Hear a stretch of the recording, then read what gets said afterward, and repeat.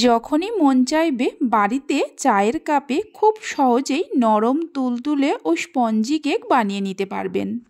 নমস্কার বন্ধুরা, রূপাস কিচেনে সবাইকে স্বাগতম। তাহলে চলুন রেসিপিটা দেখে নেওয়া যাক। শুরু থেকে শেষ পর্যন্ত দেখার জন্য আপনাদের কাছে অনুরোধ রইল।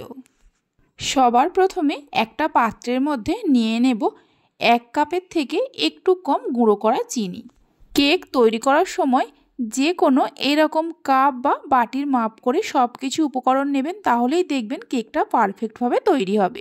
ওই কাপেরই 3 ভাগের 1 ভাগ সাদা তেল দিয়ে দেব আর একটা ডিমকে ভেঙে নিয়ে দিয়ে দেব। তেল, গুঁড়ো করা চিনি আর ডিমটাকে একসঙ্গে খুব ভালো করে মিশিয়ে নেব। এখানে আমি গুঁড়ো করা চিনি ব্যবহার করেছি, আপনারা চাইলে দানা চিনির ব্যবহারও করতে পারেন। সব কিছুকে মিশিয়ে নেওয়ার পর যে কাপ মেপে চিনি নিয়েছি ওই কাপেরই 1 কাপ ময়দা দিয়ে দেব। ওজন হিসাবে 150 গ্রাম ময়দা আছে। বাড়িতে যে ছোট চামচ থাকে ওই চামচের হাফ চামচ বেকিং পাউডার, তার হাফ বেকিং সোডা দিয়ে দেব। আবারও সব কিছুকে একসঙ্গে খুব ভালো করে মিশিয়ে নেব। সব কিছুকে মিশিয়ে নেওয়ার পর অল্প অল্প করে দুধ দিয়ে একটা মিডিয়াম ঘনত্বের ব্যাটার তৈরি করে নিতে হবে।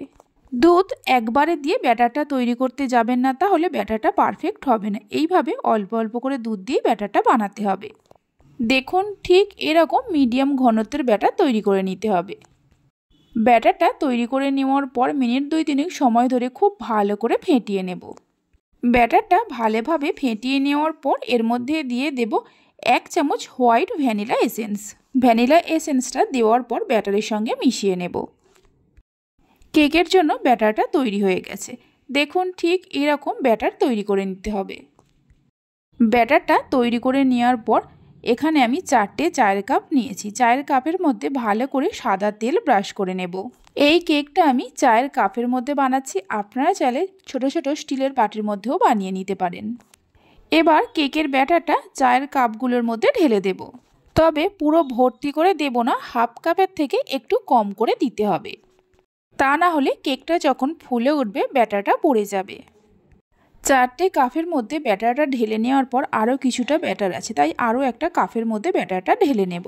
ব্যাটারটা ঢেলে নেওয়ার পর গ্যাসের ওপরে একটা কড়া বসিয়ে ঢাকা দিয়ে হাই ফ্লেমে মিনিট 5 সময় ধরে গরম করে নিয়েছিলাম। এবার এই কড়ার ওপরে একটা ছিদ্রযুক্ত থালা বসিয়ে দেব। এইরকম ছিদ্রযুক্ত থালা যদি না থাকে তাহলে যে কোনো স্টিলের থালা দিলেও হবে। কাপগুলো থালার ওপরে বসিয়ে দেওয়ার পর ঢাকা দিয়ে দেব 10 থেকে 15 মিনিটের জন্য, গ্যাসের ফ্লেমটা মিডিয়ামে রেখে। কড়ার মধ্যে যে একটা ছিদ্র আছে ছোট্ট কাগজের টুকরো দিয়ে বন্ধ করে দেব, তাহলে ভেতরের হাওয়া আর বাইরে আসতে পারবে না। 15 মিনিট পর ঢাকা খুলে এর ওপরে লাল আর সবুজ কালারের টুটি ফ্রুটি দিয়ে দেব। আপনারা নিজেদের পছন্দ মতো যে কোনো ড্রাই ফ্রুটস দিতে পারেন। টুটি ফ্রুটিগুলো দেওয়ার পর আবারও ঢাকা দিয়ে দেব 25 থেকে 30 মিনিটের জন্য, গ্যাসের ফ্লেমটা লো টু মিডিয়ামে রেখে।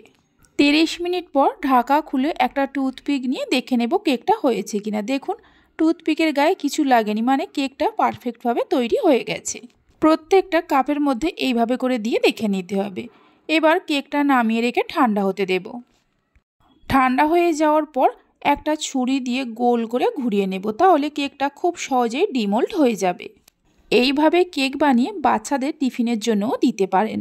রেসিপি ভালো লেগে থাকলে অবশ্যই একটা লাইক করবেন, বন্ধুদের সঙ্গে শেয়ার করবেন। ভালো লাগলে চ্যানেলটি সাবস্ক্রাইব করে পাশে থাকা বেল আইকনটি প্রেস করবেন নতুন রেসিপির আপডেট পাওয়ার জন্য।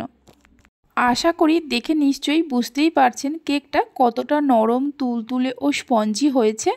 এইভাবে একবার কেকের রেসিপিটা বাড়িতে বানিয়ে দেখতে পারেন। বাড়িতে বানালে খেয়ে আপনাদের কেমন লাগলো অবশ্যই আমাকে কমেন্ট করে জানাবেন। তাহলে চলুন, ভিডিওটা আমি এখানেই শেষ করছি। আপনারা সবাই ভালো থাকবেন, সুস্থ থাকবেন। ধন্যবাদ।